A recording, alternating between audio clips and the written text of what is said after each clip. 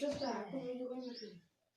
दोस्तों, हमने कल तक तीन पार्ट कंप्लीट कर चुके हैं और 3 पार्टों की इंपॉर्टेंट जो क्वेश्चन होते हैं वो हमने कंप्लीट कर दिया। आज हमारा जो चौथा चैप्टर है वो है पदार्थ, धातु और अधातु। इसमें हम पढ़ेंगे कि धातु कौन से होते हैं, अधातु कौन से होते हैं और अधातु और धातु किसे कहते हैं, ये हम सब पढ़ेंगे दोस्तों। इसमें जो हमारा पहला जो टॉपिक है वो है धातुओं और अधातुओं के भौतिक गुण।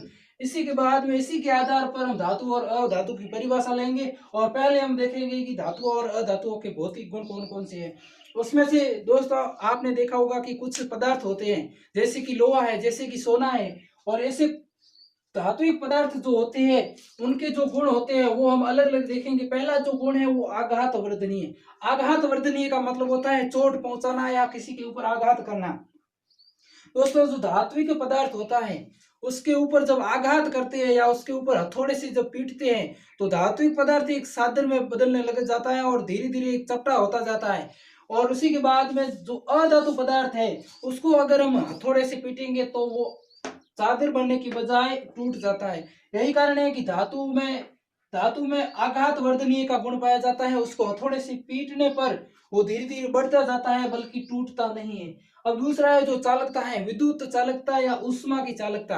आपने देखा ही होगा कोई धातु का बना पदार्थ होता है, जो तार होते हैं, विद्युत विद्युत तार होते हैं, वो हमेशा धातु के जैसे कि कॉपर या लोहे के बनाए जाते हैं। क्यों बनाए जाते हैं? क्योंकि धातु जो होता है उसमें हमेशा विद्युत का चालन होता है। उसमें विद्युत को एक स्थान से दूसरे स्थान पर पहुंचाया जा सकता है। और धातु ऊष्मा का चालक होता है। धातु में एक तरफ अगर किसी धात्विक पदार्थ में लोहे की छड़ को एक तरफ से गर्म करने के बाद में धीरे धीरे वो छड़ दूसरे छोर से भी गर्म हो जाती है।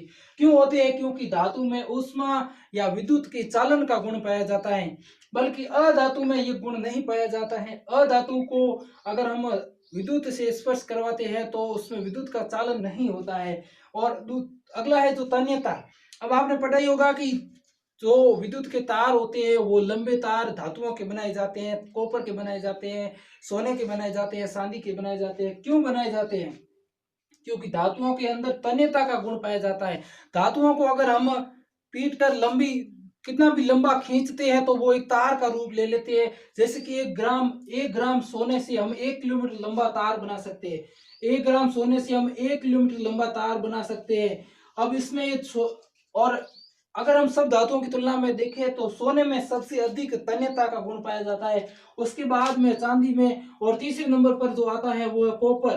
कॉपर में अब सोना और चांदी महंगे होने के कारण इनका उपयोग कम किया जाता है और कॉपर इनसे सस्ता होने के कारण विद्युत के जो तार होते हैं वो कॉपर के बनाए जाते हैं। और जो अगला जो गुण है ध्वनिकता। अब ध्वनिकता क्या होती है? ध्वनिकता का मतलब ध्वनि का उत्पन्न करना। अब हम किसी धात्विक पदार्थ को अगर हम हथौड़े से या किसी वस्तु से टकराते हैं तो उसमें एक अलग ही गुंजन गुंजन युक्त आवाज आती है, जिसमें गुंजन उत्पन्न होती है, वो आवाज देते हैं। बल्कि अधातु को अगर हम हथौड़े से या किसी से पीटते हैं तो कोई आवाज उत्पन्न नहीं करते हैं। यही है कि अगर जिस वस्तु में या जिस पदार्थ में जिस तत्व में ये चारों गुण पाए जाते हैं, आघात वर्धनीय, चालकता, तन्यता और ध्वनिकता, ये चारों जिसमें पाए जाते हैं वो एक धातु होता है। मतलब धातु वे पदार्थ जिसमें आघात वर्धनीय, चालकता, तन्यता और ध्वनिकता ये चारों गुण पाए जाते हैं वो होते हैं धातु पदार्थ। और इसके इसी के उल्टा अधातु वे पदार्थ जिसमें आघात वर्धनीयता, चालकता और तन्यता और ध्वनिकता के गुण नहीं पाए जाते हैं वो होते हैं अधातु। तो हमने देखा कि अधातु और धातु की परिभाषा इसी के आधार पर बनती है। और अगले में हम पढ़ेंगे कि इनके भौतिक गुण हमने देख लिए। ये थे इन धातुओं और अधातुओं के भौतिक गुण, जिसमें आघात वर्धनीयता, चालकता, तन्यता, विद्युत चालकता। अब इसमें देखेंगे इनकी रासायनिक गुण कौन कौन सी है। ये जल से अभिक्रिया कैसे करते हैं, जल से क्रिया, ऑक्सीजन से क्रिया, और अलग अलग पदार्थों से ये किस प्रकार से क्रिया करके क्या क्या बनाते हैं, इनके हम पढ़ेंगे रासायनिक गुण।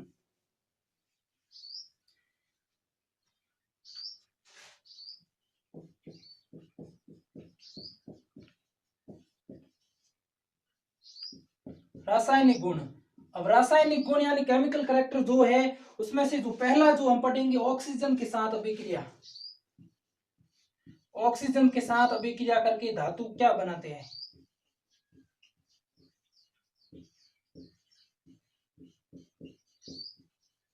ऑक्सीजन के साथ अभिक्रिया करके धातु क्या बनाते हैं और अधातु क्या बनाते हैं। ऑक्सीजन के साथ अभिक्रिया में हम पहली बार जब देखें तो आयरन और मैग्नीशियम दो धातु लेते हैं। आयरन जिसे लोहा, आम भाषा में लोहा कहते हैं, और प्रतीक के रूप में जिसे Fe लिखते हैं आयरन।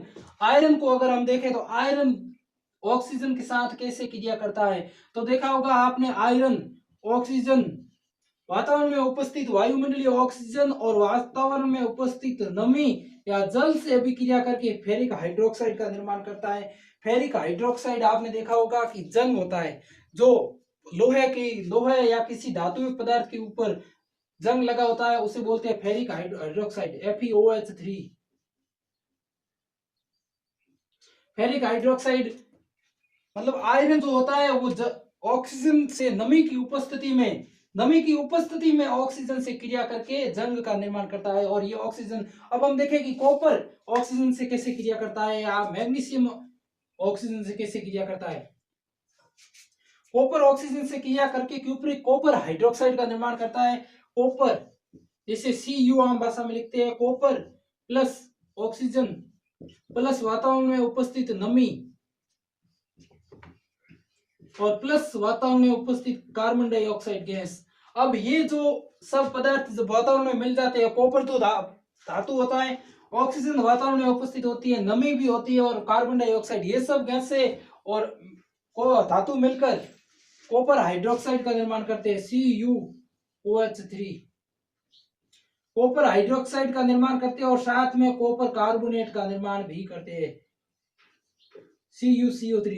कॉपर कार्बोनेट का निर्माण करते हैं और कॉपर हाइड्रोक्साइड बना देते हैं, जिसमें कॉपर के ऊपर हरे रंग की पट्टी जम जाती है। आपने देखा ही होगा कई दिनों तक कॉपर के जो बने बर्तन होते हैं उनको अगर हम कई दिनों बाद में देखें तो उनके अंदर उनकी तली में हरे रंग की पट्टी जम जाती है और वही होता है कॉपर हाइड्रोक्साइड।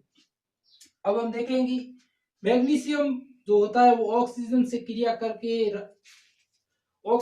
करके जल जाता है और राख में बदल जाता है। और मैग्नीशियम की प्रकृति, अब हम देखेंगे धातु की प्रकृति कौन सी होती है। धातु क्षारीय प्रकृति के होते हैं या अम्लीय प्रकृति के होते हैं। इसके लिए क्या किया जाता है, धातु जैसे कि मैग्नीशियम रिबन है, मैग्नीशियम की पट्टी को जलाकर उसकी राख को एक बर्तन में लेकर उसके अंदर जल डालकर उसका विलयन बनाया जाता है और विलयन को लिटमस पत्र की सहायता से चेक किया जाता है। अगर लिटमस पत्र लाल का है और नीले में परिवर्तित हो गया तो जो धातुओं की जो मैग्नीशियम का जो विलयन है वो क्षारीय प्रकृति का होता है। अब क्यों होता है, लिटमस पत्र लाल से नीला हुआ मतलब क्षारीय प्रकृति का है। और सामान्यतः सभी धातु अब मैग्नीशियम को जलाएंगे तो उसका दहन होगा, जलेगा किससे, ऑक्सीजन से। ऑक्सीजन की उपस्थिति में जब जलेगा तो ये मैग्नीशियम ऑक्साइड बनाएगा, MgO बनाएगा। अब MgO क्या होता है, ये जो राख बनी होती है ये होती है मैग्नीशियम ऑक्साइड। अब मैग्नीशियम ऑक्साइड जो धात्विक ऑक्साइड जिसे बोलेंगे, और मैग्नीशियम ऑक्साइड ये मैग्नीशियम है और ये ऑक्सीजन ऑक्साइड, मैग्नीशियम ऑक्साइड को जल में अगर हम मिलाएंगे तो विलयन बन जाएगा और वो विलयन होगा क्षारीय प्रकृति का, मतलब कड़वा होगा। आपने क्षारीय देखेंगे, एक होता है क्षारीय और एक होता है अम्लीय, जो धातुओं के जो ऑक्साइड होते हैं। इसी तरह अगर हम दूसरे जैसे कॉपर को जलाएंगे, ऑक्सीजन की उपस्थिति में कॉपर ऑक्साइड बनेगा, CuO। कॉपर ऑक्साइड को भी अगर हम लिटमस पत्र की सहायता से चेक करेंगे तो वो भी लाल से नीले में परिवर्तित होगा। मतलब जो भी धातु के बने ऑक्साइड होते हैं, धातु ऑक्सीजन से क्रिया करके जो पदार्थ बनाती है, वातावरण में उपस्थित ऑक्सीजन की क्रिया करके धातु जो पदार्थ बनाती है वो हमेशा क्षारीय प्रकृति की होती है। ये थे धातुओं की जल से अभिक्रिया। अब हम बढ़ेंगे कि अधातु जल से अभिक्रिया कैसे करते हैं। अधातु जैसे कि फास्फोरस है, फास्फोरस जल से अभिक्रिया करके क्या करता है, और दूसरे जैसे कि सल्फर है, ये ऑक्सीजन से क्रिया करके क्या बनाते हैं। जैसे कि सल्फर है, सल्फर को S से लिखते हैं, सल्फर का प्रतीक S से। और सल्फर ऑक्सीजन वातावरण में उपस्थित खुला जब रखेंगे तो ऑक्सीजन से क्रिया करके SO2 गैस बनाएगा, सल्फर डाइऑक्साइड गैस का निर्माण करेगा। ये गैस वातावरण में जब सल्फर ऑक्सीजन से क्रिया करेगा तो वातावरण में गैस के रूप में फैल जाएगा और गैस वापिस नमी से क्रिया करेगा, SO2 + H2O। नमी कहाँ मिलेगी, नमी वातावरण में जल अलग अलग टूटा हुआ नमी के रूप में पाया जाता है। अब जब ये गैस नमी से क्रिया करेंगी तो वापिस सल्फ्यूरिक अम्ल H2SO3, जिसे सल्फ्यूरस अम्ल बोलते हैं,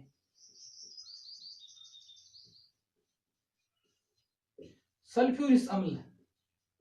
जब ये सल्फर डाइऑक्साइड गैस, इस SO2 गैस को सल्फर डाइऑक्साइड गैस बोलते हैं, ये हाइड्रोजन और ऑक्सीजन जल से नमी से क्रिया करेंगी कि तो सल्फ्यूरिक अम्ल बनेंगी।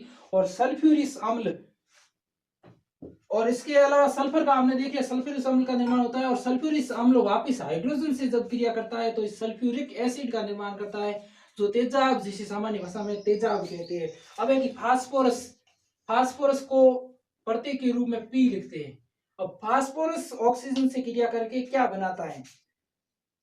अब फास्फोरस ऑक्सीजन से क्रिया, आपने देखा होगी फास्फोरस चट्टानों में या कहीं पर भी पाया जाता है, तो फास्फोरस ऑक्सीजन से क्रिया नहीं करता है, क्योंकि फास्फोरस कम मात्रा में क्रिया करता है, जबकि जल से फास्फोरस क्रिया कर लेता है, ऑक्सीजन से क्रिया कम करता है। अब इसमें होता है कि जो अधातुओं के ऑक्साइड होते हैं, अधातु ऑक्सीजन से क्रिया करके क्या बनाते हैं, और अधातुओं के ऑक्साइड किस प्रकृति के होते हैं, क्षारीय होते हैं या अम्लीय। अब आपने देखा हो कि अधातुओं के ऑक्साइड को अगर हम लिटमस पत्र द्वारा चेक करें, अधातुओं के ऑक्साइड कौन से होते हैं, जैसे कि SO2 है, ऑक्सीजन से क्रिया करके SO2 यह अधातु ऑक्साइड है। अब इस अधातु के ऑक्साइड, इस गैस को अगर हम द्रव के रूप में बदलकर वापिस लिटमस पत्र की सहायता से चेक करें तो लिटमस उसका उल्टा हो जाएगा, नीला टू लाल। मतलब अधातुओं के जो ऑक्साइड होते हैं वो अम्लीय प्रकृति के होते हैं, स्वाद में खट्टे होते हैं, और ये लिटमस पत्र द्वारा चेक करने पर पता चलता है हमें कि नीला टू लाल चेंज हो जाता है। अब है कि हमने पढ़ा ऑक्सीजन से अभिक्रिया। अब रासायनिक जो गुण होते हैं उनमें ऑक्सीजन से पहले हमने पढ़ा ऑक्सीजन से अभिक्रिया करके धातु क्या बनाते हैं और अधातु क्या बनाते हैं। धातु धात्विक ऑक्साइड बना देते हैं और अधातु अधात्विक ऑक्साइड बना देते हैं। अब हम पढ़ेंगे जल से अभिक्रिया। धातु और अधातु जल से अभिक्रिया करके क्या बनाते हैं। आपने देखा होगा एक धातु आता है सोडियम, और यहाँ पर इस जो ये चौथा पार्ट है इस चैप्टर का सबसे इंपॉर्टेंट सवाल यही है कि सोडियम धातु को केरोसिन में क्यों डुबो कर रखा जाता है। सोडियम को Na लिखते हैं और सोडियम धातु को केरोसिन में डुबो कर क्यों रखा जाता है। जहां पर भी ये धातु रखा जाता है उस धातु को केरोसिन के अंदर डुबो कर बंद रखा जाता है, क्योंकि ये धातु सोडियम धातु जब जल या वातावरण में उपस्थित नमी से क्रिया करता है तो इसको आग पकड़ लेता है, और इसी कारण इस आग से बुझाने के लिए इसको केरोसिन में डुबा कर रखा जाता है, क्योंकि केरोसिन के अंदर इसको नमी उपलब्ध नहीं होती है, इसीलिए सोडियम को हमेशा केरोसिन में डुबा कर रखा जाता है। और इसके बाद में देखें तो आयरन है। आयरन उसी तरह हमने पिछले में देखा कि आयरन जल, ऑक्सीजन और नमी की उपस्थिति में क्रिया करके जंग का निर्माण करता है। और इसी के दूसरा है जो अब अधातु जल से अभिक्रिया करके क्या बनाते हैं। अधातु लगभग अधातु जो होते हैं जैसे कि सल्फर है, ये फास्फोरस है, ये जल से कम मात्रा में, बहुत ही कम क्रिया करते हैं। सल्फर जल से क्रिया बहुत ही कम करता है, और जो फास्फोरस होता है वो जल से क्रिया करता है लेकिन कम मात्रा में करता है, और ये जल की उपस्थिति में आग पकड़ लेता है। वातावरण में जल से क्रिया कम मात्रा में करता है, बल्कि ऑक्सीजन की उपस्थिति में आग पकड़ लेता है फास्फोरस। इसलिए फास्फोरस को हमेशा जल में डुबो कर रखा जाता है, क्योंकि ये जल से क्रिया नहीं करता है, और सल्फर भी जल से क्रिया नहीं करता है। इसलिए जो अधात्विक पदार्थ होते हैं वो जल से क्रिया नहीं करते हैं, बल्कि धात्विक पदार्थ होते हैं जो जल से क्रिया करते हैं। उसमें से हमने उदाहरण के तौर पर एक सोडियम लिया। सोडियम जो पदार्थ होता है जल में, जो वातावरण में उपस्थित नमी या जल के संपर्क में आते ही आग पकड़ लेता है। और अब जल से अभिक्रिया हमने धातु और अधातुओं की देखी। अब हम पढ़ेंगे, देखेंगे कि जो अम्ल होते हैं, अम्लों से अभिक्रिया करके ये क्या बनाते हैं। अम्लों से अभिक्रिया करके धातु क्या बनाते हैं और अधातु क्या बनाते हैं। अम्लों से अभिक्रिया, अधातु पदार्थ होते हैं वो अम्लों से अभिक्रिया नहीं करते। हम पहले ही ले लेते, एक पॉइंट बनता है कि अधातु जो पदार्थ होते हैं वो अम्लों से अभिक्रिया नहीं करते हैं, और धातु अम्लों से अभिक्रिया करते हैं। जैसे कि हम लेते हैं, एक अम्ल लिया हमने H2SO4, ये सल्फ्यूरिक अम्ल है। अब अम्ल की हमने क्रिया करवाई एक धातु से, जैसे कि सोडियम धातु है। अब इस अम्ल, ये अम्ल H2SO4 जो मैंने लिखा है यह है सल्फ्यूरिक अम्ल, जिसे हम तेजाब बोलते हैं, सल्फ्यूरिक अम्ल। और Na एक धातु है सोडियम, और सोडियम धातु की जब इस, अब कैसे क्रिया कैसे करवाएंगे, हम तो पढ़ रहे हैं कब से कि क्रिया करवाई। अब क्रिया कैसे करवाते हैं कि जो ये तेजाब जो सल्फ्यूरिक अम्ल होता है इसको एक परखनली में लेते हैं, परखनली एक टेस्ट ट्यूब आती है कांच की बनी होती, उसके अंदर लेके सोडियम के टुकड़े को उसके अंदर डाल दिया जाता है। तो उस समय अगर इसको अंदर डाल दे हैं तो एक बुदबुदाहट बुलबुलों के साथ में एक गैस निकलती है, हाइड्रोजन गैस H2, हाइड्रोजन को H2 लिखते हैं, हाइड्रोजन गैस निकलती है। अब इससे साफ साफ स्पष्ट हो जाता है कि जो धातु होते हैं वो अम्लों से अगर अभिक्रिया करेंगे तो ये गैस देंगे। कोई भी धातु, अब इस H2O की जगह अगर हम Cu ले, सोडियम की जगह अगर हम कॉपर ले, तो ये कॉपर और ये SO4 CuSO4 बन जाएगा, और पीछे बसा ये हाइड्रोजन बुदबुदाहट के साथ बाहर निकलेगा। मतलब इससे स्पष्ट है कि धातु जो होते हैं वो अम्लों से अभिक्रिया करेंगे। ये अम्ल है मतलब स्वाद में खट्टा है, और ये अम्ल धातु से अभिक्रिया करके हाइड्रोजन गैस देते हैं। अब इसमें एक बात है कि ये जो गैस निकलती है बुदबुदाहट के साथ निकलती है, एक ध्वनि उत्पन्न करती है, जैसे पॉप ध्वनि बोलते हैं, आवाज। मतलब ये जब गैस निकलेंगी तो इसमें पॉप ध्वनि आएगी, पॉप पॉप आवाज आएगी, पॉप की आवाज आएगी, और हाइड्रोजन गैस निकलते समय पॉप की ध्वनि उत्पन्न करती है। अब हमने अम्लों से अभिक्रिया पढ़ी, धातुओं की अभिक्रिया अम्लों से, अब पढ़ेंगे क्षार से अभिक्रिया। क्षार से अभिक्रिया करके धातु क्या बनाते हैं, क्षार से अभिक्रिया करके धातु सार से अभिक्रिया करके इसी तरह जिस प्रकार से अम्लों से अभिक्रिया करके H2 गैस देते थे, उसी प्रकार धातु क्षार से अभिक्रिया करके भी। अब हम एक उदाहरण के तौर पर एक क्षार लेते हैं NaOH, एक क्षार है, सोडियम हाइड्रोक्साइड जिसे बोलते हैं क्षार है, क्योंकि इसमें ऑक्सीजन और हाइड्रोजन OH जहां पर आता है ना वहां पर उसे क्षार बोलते हैं, और खाली H आता है वो अम्ल होता है। अब इसमें हम इसको सार को, सोडियम हाइड्रोक्साइड को क्रिया करवाते हैं कॉपर से। कॉपर से जब क्रिया करवाएंगे तो सोडियम अलग हो जाएगा, 2Na plus CuOH, CuOH3 plus पीछे एक हाइड्रोजन, हाइड्रोजन गैस निकलेगी। मतलब जो भी क्षार से, धातु की क्षार से अभिक्रिया करवाते हैं तो हाइड्रोजन गैस का निष्कासन होता है, और हाइड्रोजन गैस का निष्कासन होता है। और अब धातुओं से अभिक्रिया क्षार से करवाते हैं तो हाइड्रोजन गैस का निष्कासन होता है, और जो अधातु होते हैं वो बहुत ही जटिल अभिक्रिया करते हैं। वो अब आगे की क्लासों में हम बहुत ही जटिल अभिक्रियाएं पढ़ेंगे, लेकिन यहाँ पर ये नहीं बताया गया कि अधातु क्षार से अभिक्रिया जटिल अभिक्रियाएं करते हैं जिसमें संकुल बनते हैं। और उसके बाद में हम जो अभिक्रिया हमने अम्लों से पढ़ी, सारों से पढ़ी, अब हम पढ़ेंगे विस्थापन अभिक्रिया कौन कौन सी होती है, धातुओं की और क्षारों की, धातुओं की और अधातुओं की विस्थापन अभिक्रियाएं।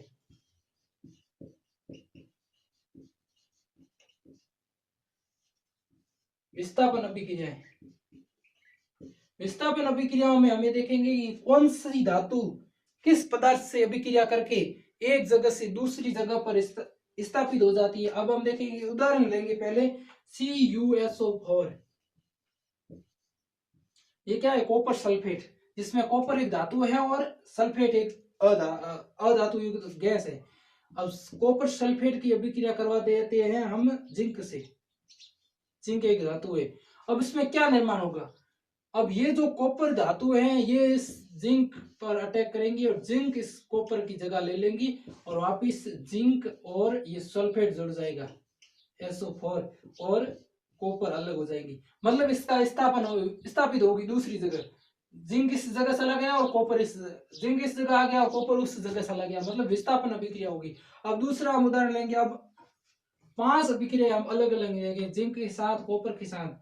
जैसे कि पहली हमने अभिक्रिया दी CuSO4 प्लस जिंक, जिसे बना ZnSO4 प्लस Cu।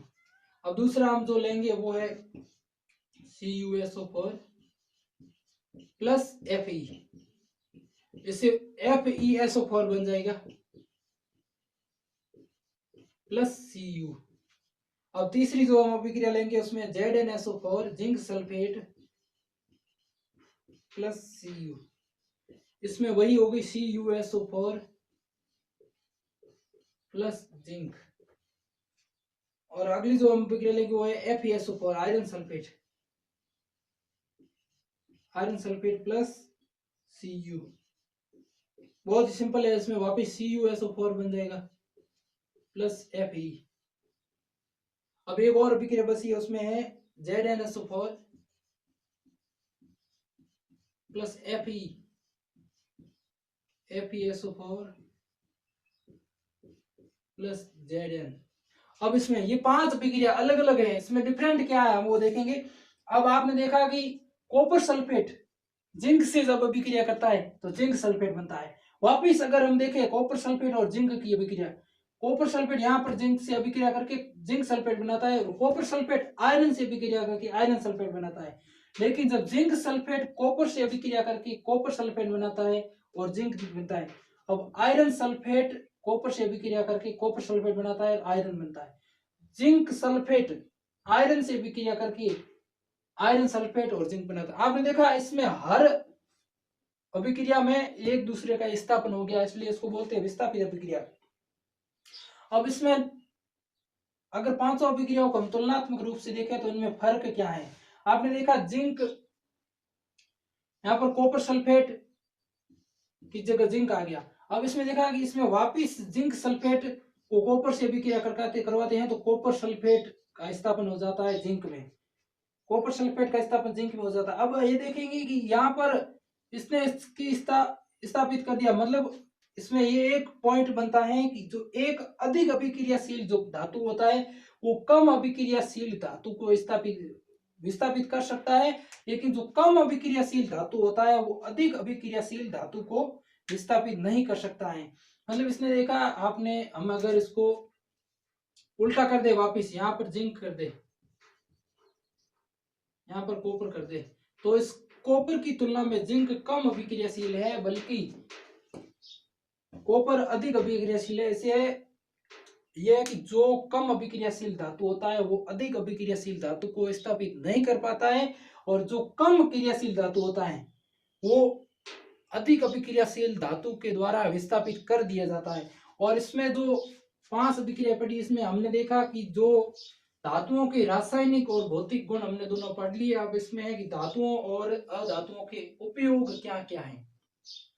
बहुत ही सिंपल है, धातुओं का उपयोग गाड़ियां बनाने में काम लिया जाता है, वायुयान बनाने में, घर के दरवाजे बनाने में, या कोई भी पदार्थ बनाने में, लोहा, सोना, आभूषण बनाने में, ऐसे कई पदार्थ धातुओं का उपयोग किया जाता है। और अधातुओं का उपयोग कहाँ कहाँ किया जाता है।